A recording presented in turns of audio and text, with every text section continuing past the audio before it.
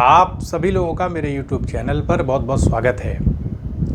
What is consciousness according to Vedas.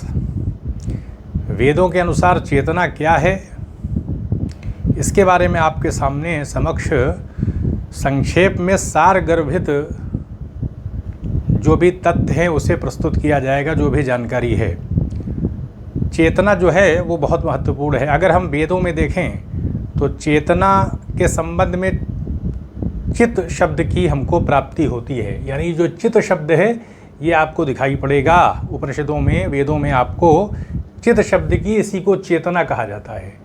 अब जीवन का आधार यही चेतना है, क्योंकि हमारा शरीर तो अगर हम उपनिषदों के हिसाब से देखें, शंकराचार्य के अद्वैत वेदांत के हिसाब से, तो ये माया के माध्यम से, भौतिक तत्वों से ये निर्मित है।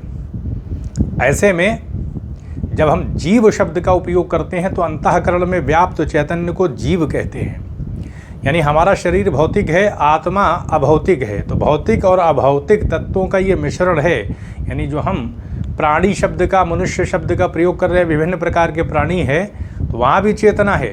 तो शरीर और चेतना का मेल जो है उसी को हम जीव कह देते हैं। तो ये जो चेतना शब्द की बात आ रही है, अगर हम देखें तो सर्वोच्च चेतना जो है वो ब्रह्म की है। सच्चित आनंद स्वरूप, सर्वव्यापी है, वो अनंत है। और उसी ब्रह्म ने माया शक्ति के माध्यम से संसार को बनाया है शंकराचार्य के हिसाब से। तो ये जो चेतना है ये सत्य चित और आनंद स्वरूप है। ये सत्य है, हमेशा से है, चित है, चैतन्य युक्त है। हरकत जितने भी प्राणी कर रहे हैं वो चेतना की वजह से कर रहे हैं। हृदय की धड़कन उसी चेतना से आ रही है, आत्मा से आ रही है। जैसे सूर्य आकाश में चमकता रहता है, उसका प्रतिबिंब चंद्रमा जैसे रहता है, उसका प्रतिबिंब अलग अलग तालाब पर पड़ता है। तो अलग अलग प्रकार के चंद्रमा है, लेकिन चंद्रमा तो एक ही है, लेकिन उसका प्रतिबिंब अलग अलग प्रकार के तालाबों में पड़ रहा है। तो इसलिए संख्या हमको अधिक दिखाई पड़ती है, लेकिन एक ही की बात है। तो कहने का अर्थ ये है कि वही एक सर्वोच्च चेतना है ब्रह्म की, उसी की अभिव्यक्ति शरीर में, उसी चेतना की अभिव्यक्ति शरीर में हो गई है। 5 प्रकार के आपको अन्नमय कोश, प्राणमय कोश, ये कोश दिखाई पड़ेंगे। चेतना की अभिव्यक्ति के अलग अलग कोश हैं।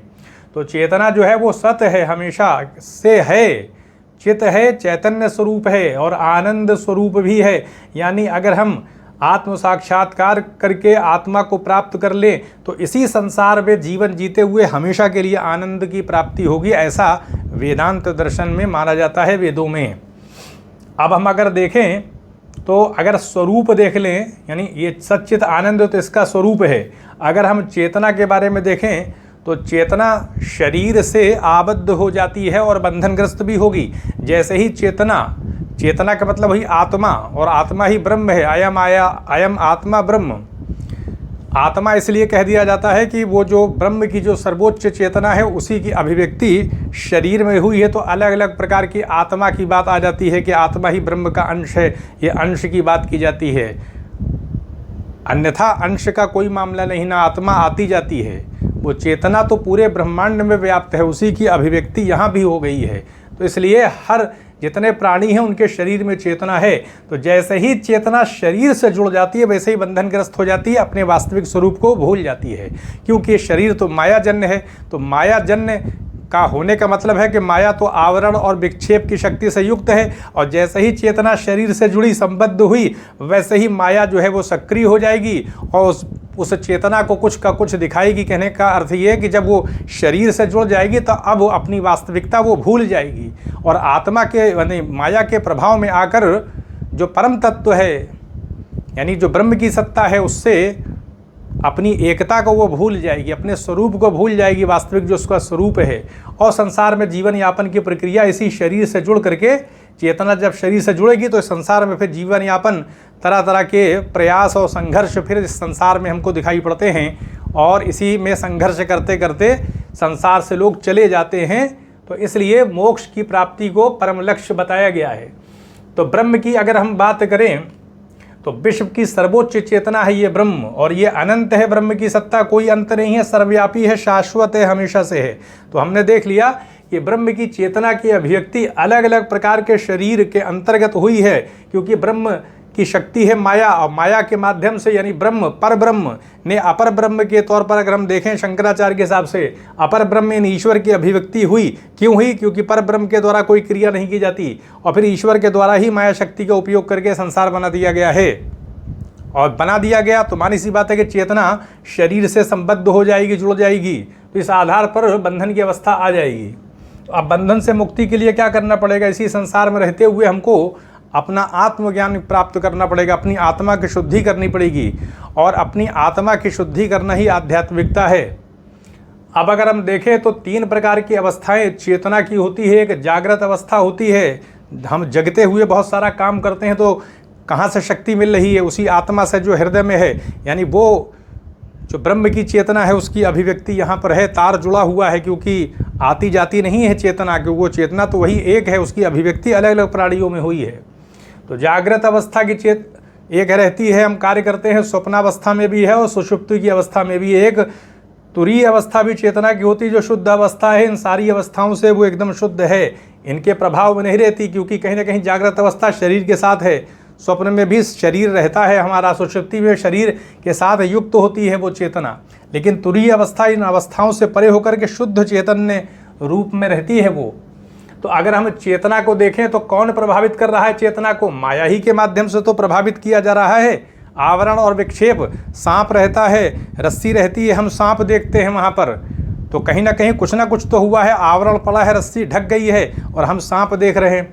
तो माया यही करती है, जो तत्व है, जो वास्तविकता है, उसको अन्य रूप में दिखा देती है। यानी हम किसी चीज़ को किसी दूसरी चीज़ के रूप में देखने लगते हैं, रहती रस्सी देखने लगते हैं सांप। तो ये जो चेतना है माया के प्रभाव में आ जाती है। कब आती है? जब चेतना शरीर से संबद्ध हो जाती है, तो ये माया आवरण डाल देती है, आवरण डाल देगी, कुछ का कुछ दिखाएगी। तो ऐसे में आत्मा जो है, मानी बात है, जब आवरण के आधार पर विक्षेप शक्ति हो जाएगी, हम जीव को, यानी आत्मा से युक्त शरीर को ही जीव कहा जाता है, तो जीव को अन्य अन्य रूपों की अब प्रतीति हो रही है और इसी संसार में लोग लिप्त हैं। और वास्तविकता जीव के अंतःकरण में है, क्योंकि अंतःकरण में व्याप्त चैतन्य को ही जीव कहते हैं। तो इस आधार पर आवरण बहुत महत्वपूर्ण है। आवरण डाला तो फिर जो वास्तविकता है वो छिप जाएगी और फिर विक्षेप से किसी अन्य चीज़ को प्रतीत कराया जाएगा। तो ऐसे में अपनी प्रकृति, ये आत्मा, ये चेतना, ये भूल जाती है और बंधन की अवस्था में आ जाएगी। तो ऐसे में आत्मज्ञान प्राप्त करके ही तो निकलेंगे। और आत्मज्ञान कैसे प्राप्त करेंगे? ज्ञान के माध्यम से माया को समझना पड़ेगा।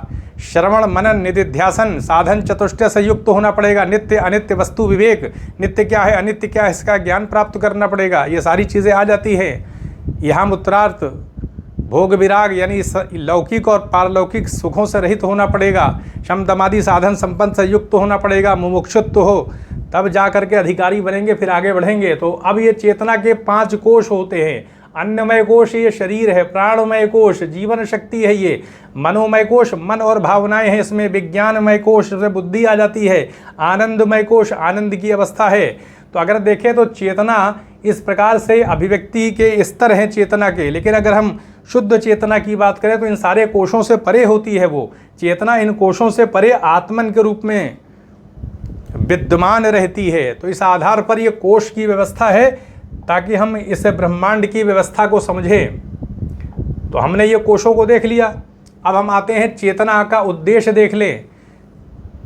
यानी जीव का क्या उद्देश्य होना चाहिए? उद्देश्य तो अपना आत्मबोध प्राप्त करना है ना। आत्मबोध नहीं होगा, अपनी वास्तविकता को नहीं जानेंगे तो कैसे इस माया से परे जाएंगे? इसके लिए तो प्रयास करना पड़ेगा। इसी तो ज्ञान मार्ग है कि ज्ञान मार्ग इसलिए कि हमको कुछ का कुछ दिखाई पड़ रहा है। अब उसके लिए ज्ञान चाहिए ताकि हम वास्तविकता को समझें, जाने कि हम किससे संबद्ध हैं, हमारा असली स्वरूप क्या है। इसीलिए आपको तत्त्वमसि अहम ब्रह्मास्मि जैसे शब्द दिखाई पड़ेंगे। आत्मबोध होना चाहिए। जीव अपनी सच्ची प्रकृति को जब समझेगा तभी वो बंधन से मुक्त हो सकता है। और ब्रह्म के साथ एकता का अनुभव भी कैसे होगा? इसी आत्म साक्षात्कार की अवस्था में ही होता है। तो इस आधार पर चेतना को समझने और उसे शुद्ध करने की यात्रा ही आध्यात्मिकता है। तो ये आध्यात्मिकता का अर्थ है, क्योंकि हम अपने को इस संसार से शुद्ध करेंगे जो लगे हुए लिप्त हैं, और अपने वास्तविक स्वरूप को जो इस संसार से उसका कोई संबंध नहीं, वो तो ब्रह्म ही है वो चेतना, तो उसको समझना ही जीवन का सबसे बड़ा उद्देश्य है, यानी बंधन से मुक्त होना और मोक्ष प्राप्त करना, ताकि हमें हमेशा के लिए आनंद मिल सके। तो यहीं पर अनुमति दें, चैनल को सब्सक्राइब भी करें, शेयर भी करें। आप सभी लोगों का बहुत बहुत धन्यवाद।